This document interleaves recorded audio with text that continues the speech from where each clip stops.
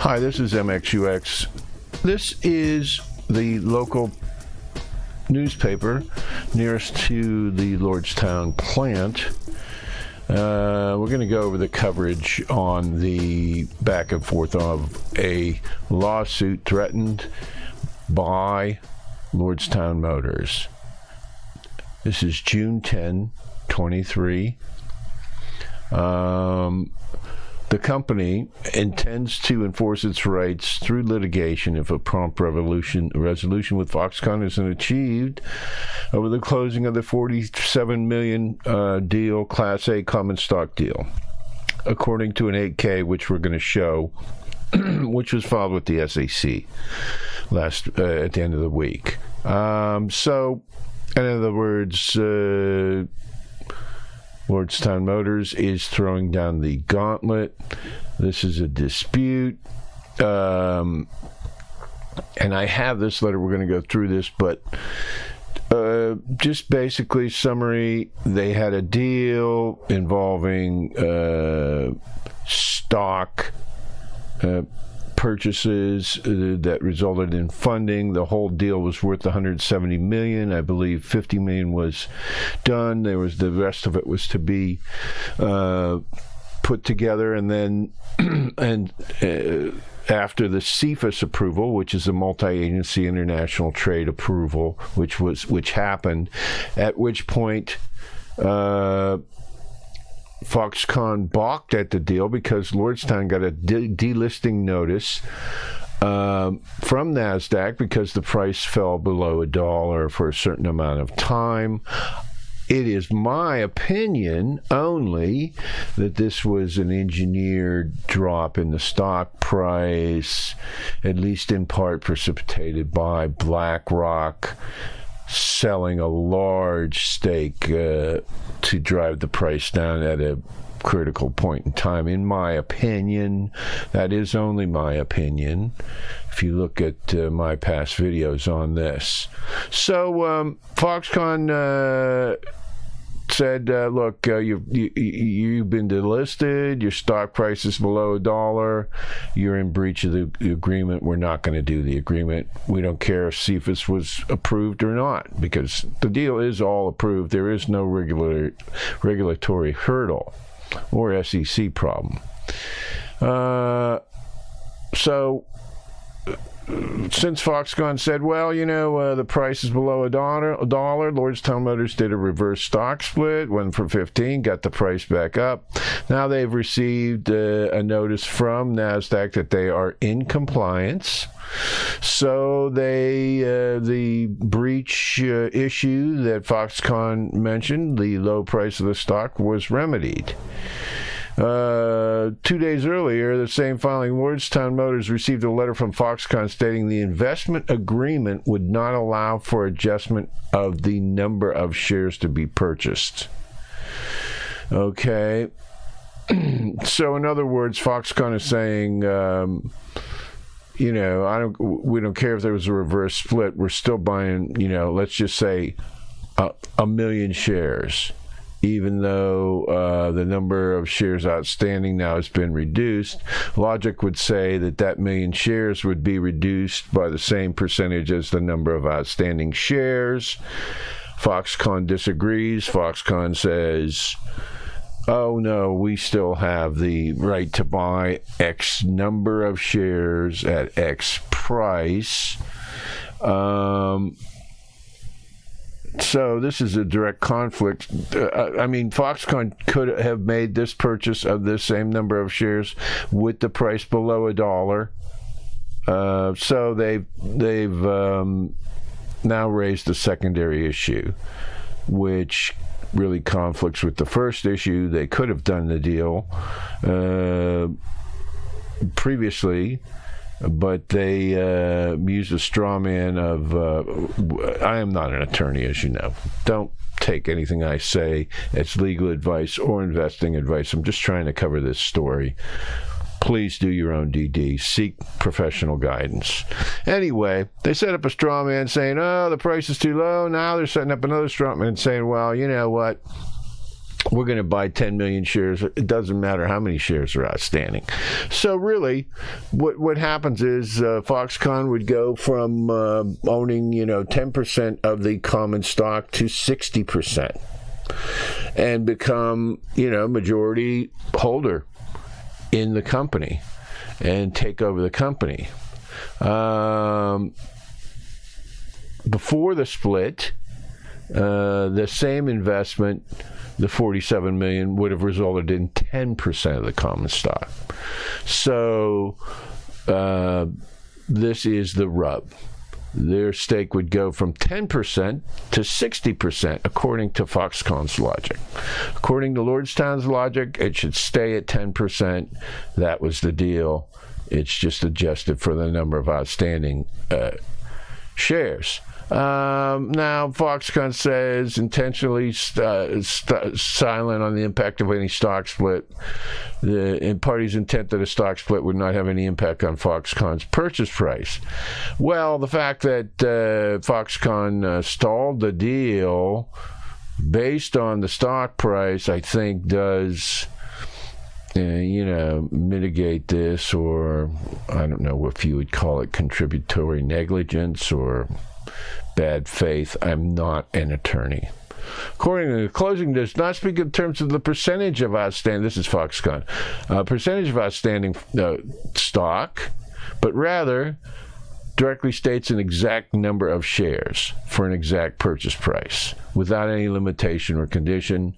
The limit states. Now, what this defies is the remedy that they mandated because the stock price was low. They could have made this purchase of these shares at this price, at the lower stock price, and met every one of these conditions, but they refused to do so. So this is the rub.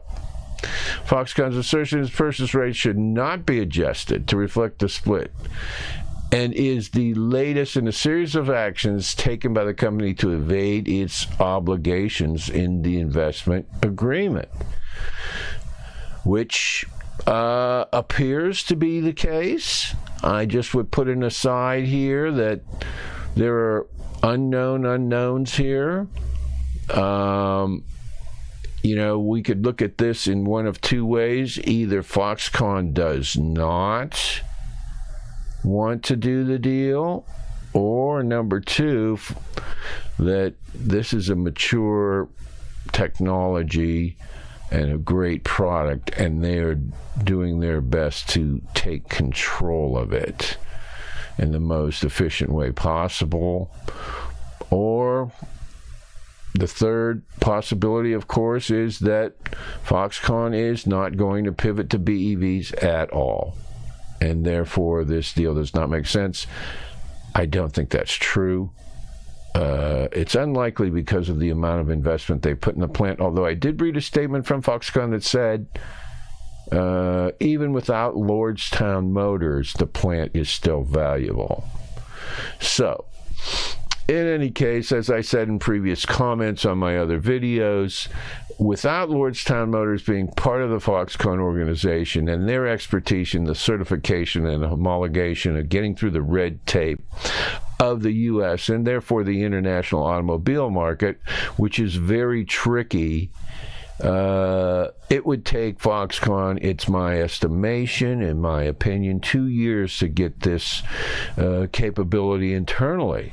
Because they'd have to do a lot of hiring and a lot of organizational work and so on. So, what's the most likely outcome? In my opinion, they want to gain control of the technology. That's just my opinion.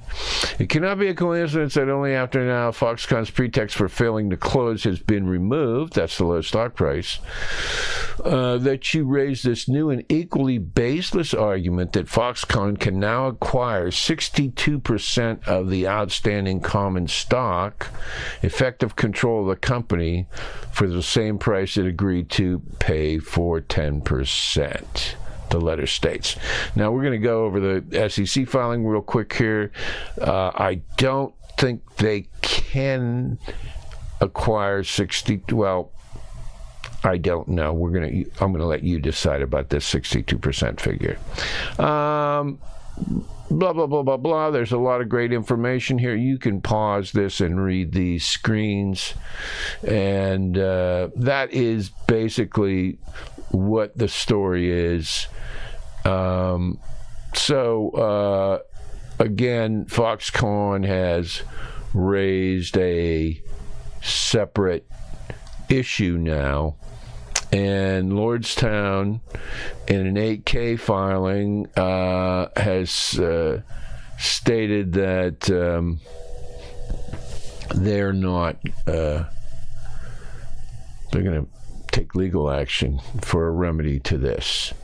Let's see if we can move on now to the 8K. Okay, this is the 8K filed June 7. I'm not going to go through all of this. You can go to NASDAQ, look up the symbol RIDE. On the left-hand side, it says SEC filings. Go to the newest filing. Click on HTML. This will come up on your phone or computer. You can review it at your leisure. This essentially is a filing saying Lordstown Motors is coming public. They've printed both of the letter from Foxconn's lawyer and the response from Lordstown's lawyer. And basically what this 8K is saying is Lordstown, if this is not resolved, number one, they're making this all public. Number two, they're going to file a lawsuit. So let's just go through this. This is a special... these are safe harbor things and so forth, forward-looking statements, and you can go through this. Very important that you read this, by the way, to understand exactly what you're looking at here. This is a letter from Foxconn to the company, and letter from the company to Foxconn. Okay, so June 5, June 7, this is all current. Excuse me. Adam Kroll signing. This is Paul Hastings. This is Foxconn's attorney in Miami. Regarding the purchase rights of my client, Foxconn Ventures, Foxconn under the investment agreement by LMC and Foxconn dated November 7. Now it just goes forward here and it says shall purchase, and it says the common stock, subsequent common shares, purchase price. So he's saying what is in the agreement, and that is what is in the agreement.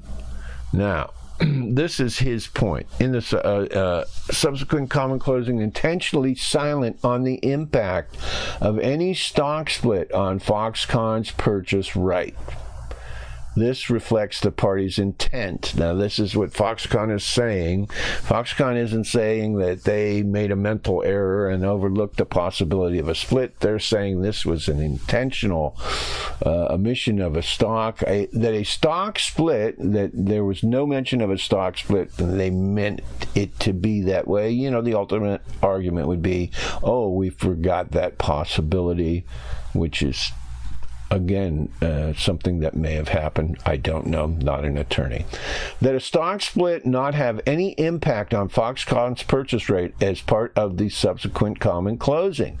Additionally, they're saying a split should have no impact. Also, a delisting notice should have no impact on the purchase right, because that also is not listed as a condition.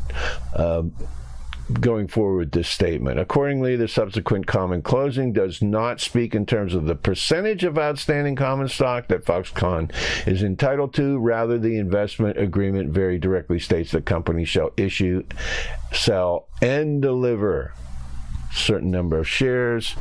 I think, you know, there's intent, and I don't know how genuine. I mean, I'm not an attorney, but the intent of that was, in my opinion, not to exclude the impact of a split. I think they're just stating a number of shares. I think Foxconn's position is Lordstown's position is correct, that it was a percentage of outstanding shares rather than an absolute number, but it wasn't stated that way. Anyway, please promptly identify what LMC intends to take the position that Foxconn's purchase rate, common closing, should be adjusted in light of LMC's reverse stock split. And if LMC intends to make the position, it should be adjusted for identify the basis for such position. Foxconn reserves all rights. So this is a demand letter saying that they want a response on what Lordstown Motors' position is. And again, just to reiterate this, Foxconn is now saying they are not purchasing a percentage of outstanding shares. They are purchasing an exact number of outstanding shares. And that's what the agreement was. Was that the intent of the writers of the agreement? Was that, was there total exclusion of any percentage? I don't know. This is something that a judge or a jury would decide. I think certainly the delisting of Lordstown Motors, in my opinion, was a stock manipulation. Some major players were involved that really forced down the price of Lordstown Motors, in my opinion, at a very critical moment. So I think there's a lot of unknown unknowns here as well. So that is Foxconn's position. Now again, I'll just reiterate: they could have bought the number of shares at the delisted price. This would all be moot. Okay, they claimed a breach there. That also, there is no mention in the contract of a delisting notice. Okay, so they're saying there's no notice of a reverse split in the contract. Correct. There's also no notice in their agreement of a delisting notice.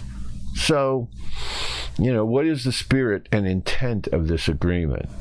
It was for Foxconn to make an investment at a certain level. I don't know. A judge has to decide this. You guys can look this up. This is Lordstown's response. This is from White & Case.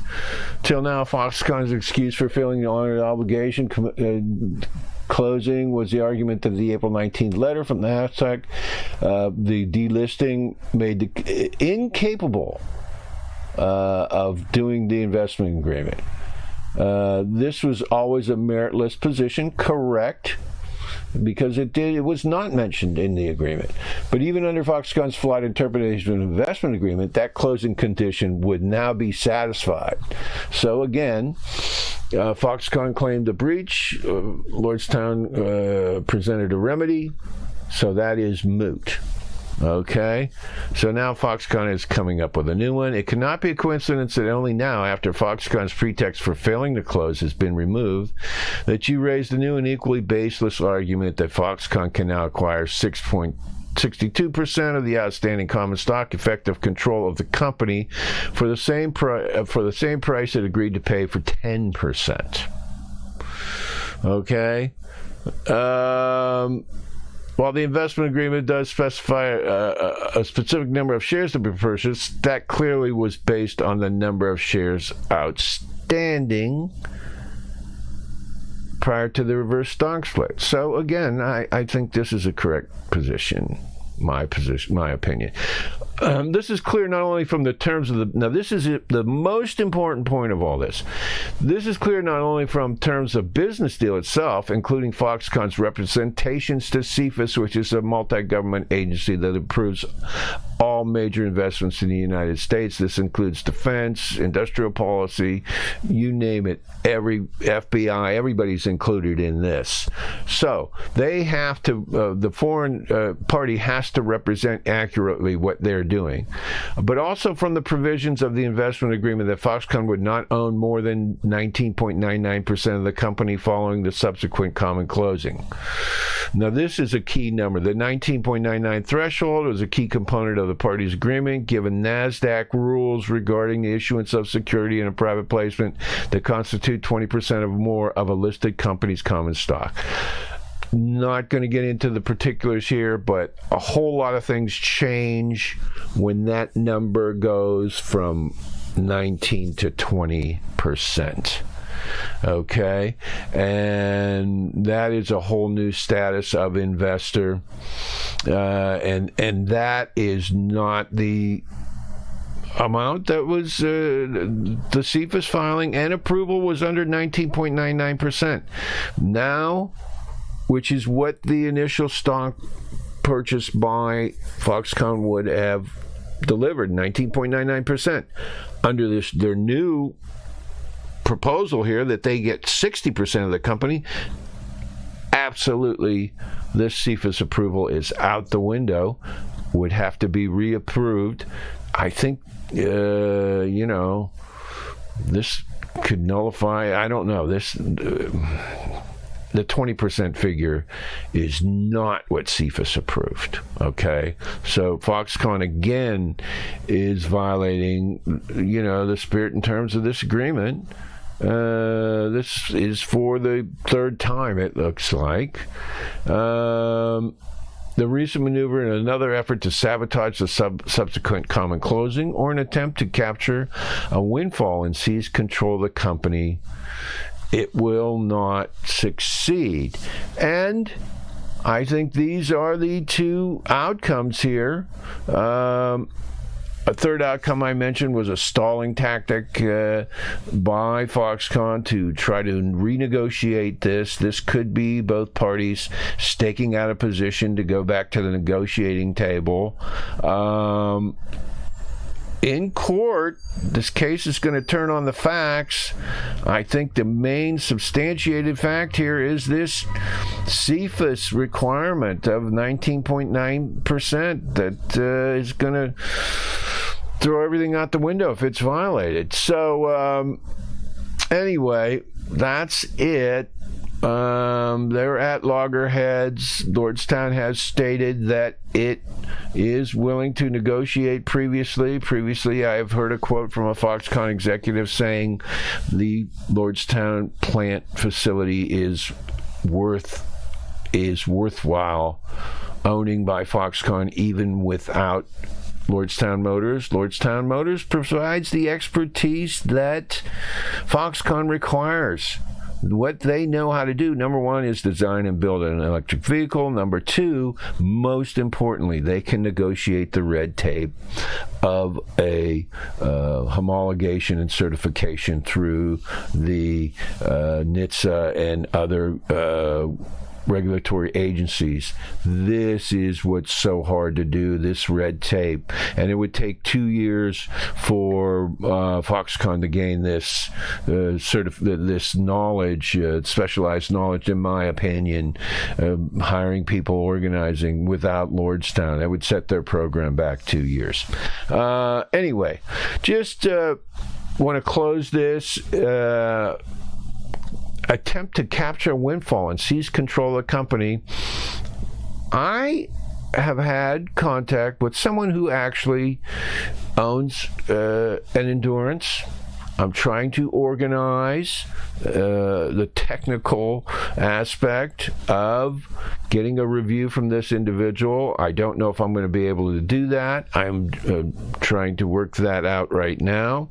But I can tell you that the individual who owns an Endurance, a actual customer review, is very good. So, this puts a bit of a sparkle to that attempt to capture a windfall and seize control of the company.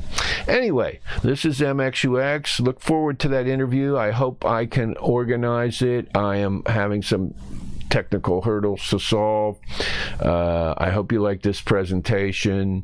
Again, I think this CFIUS 20% ownership stake is the key factor in this case.